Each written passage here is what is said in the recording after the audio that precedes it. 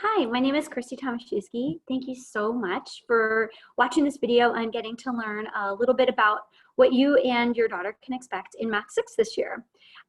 Just a little bit about me to start. I have been teaching, this is my 19th year of teaching, and I taught for 12 years in a public middle school before coming here to Ellis. This is my 7th year here at Ellis, and I'm also the grade 16.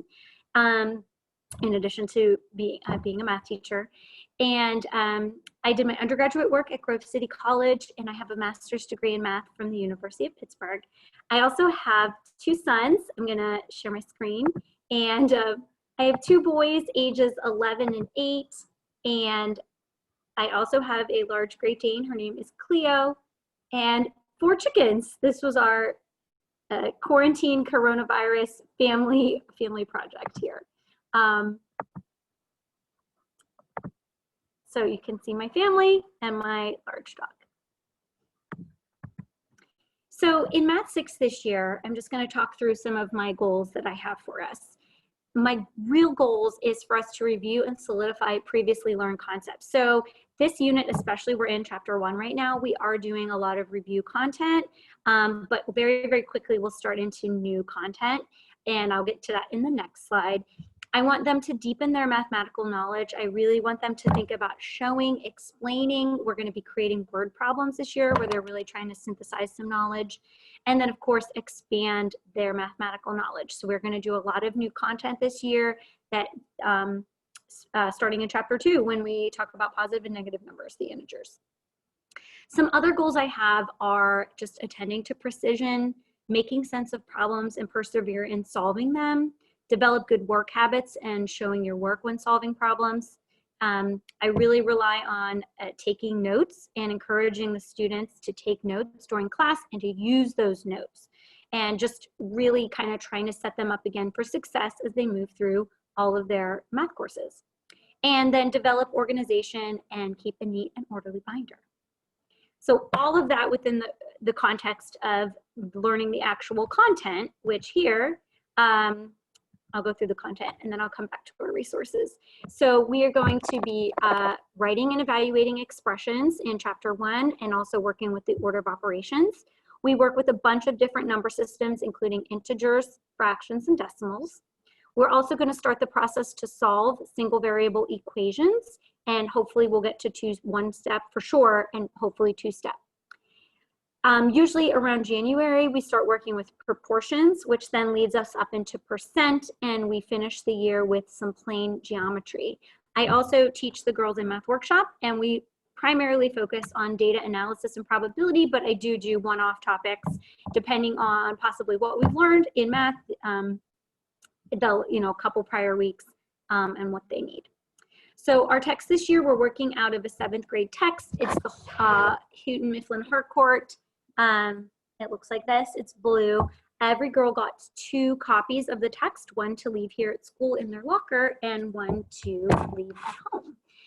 The online book for this text has expired, but they shouldn't really need it because they have 2 copies of the text. I cannot stress enough about using PowerSchool as a resource. I post a lot of activities or links or games or just daily agendas if we're in a remote learning time. Homework is posted on PowerSchool, so everything really is like one-stop shopping there. And we have gone through that in class, but I would be happy to sit down if anybody has any questions and show them where to find things. So in terms of how I grade and what I'm expecting of the girls, the daily homework is worth 3 points. And everything is about effort and showing the work and doing all the problems. It is not about getting anything right, because I want them to have an opportunity to try something and to rework it and to not feel pressure on homework to be getting everything right. I do try to collect the homework once every 2 weeks just to give them individual specific feedback. Typically, a test is given at the end of every chapter, depending on time, and of course the test calendar, and then I usually give 1 quiz per chapter. I am encouraging all the students to keep a neat binder, and I'll be doing binder checks throughout the year. Their notes need to be kept in order, as well as their homework should be kept in order that we do it. They number all of their homework assignments so they can easily put them in order. And then throughout the year, we could be doing some projects or some word problems or something that has a little bit that's not traditionally like a math homework or a quiz or something.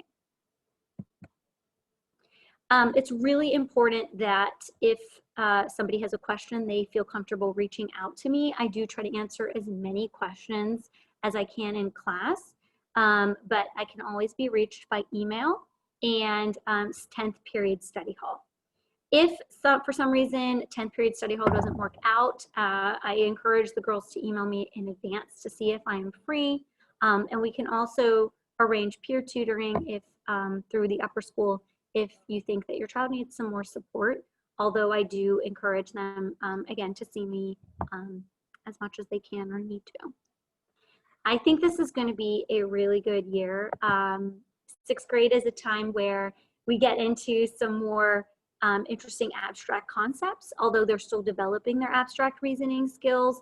And I do try to do a lot of differentiation throughout the year as well, giving them opportunities to try more difficult problems on a homework assignment or maybe in class when we're doing review or something like that. So please don't hesitate to reach out to me if you have any questions. And like I said, I'm looking forward to a great year.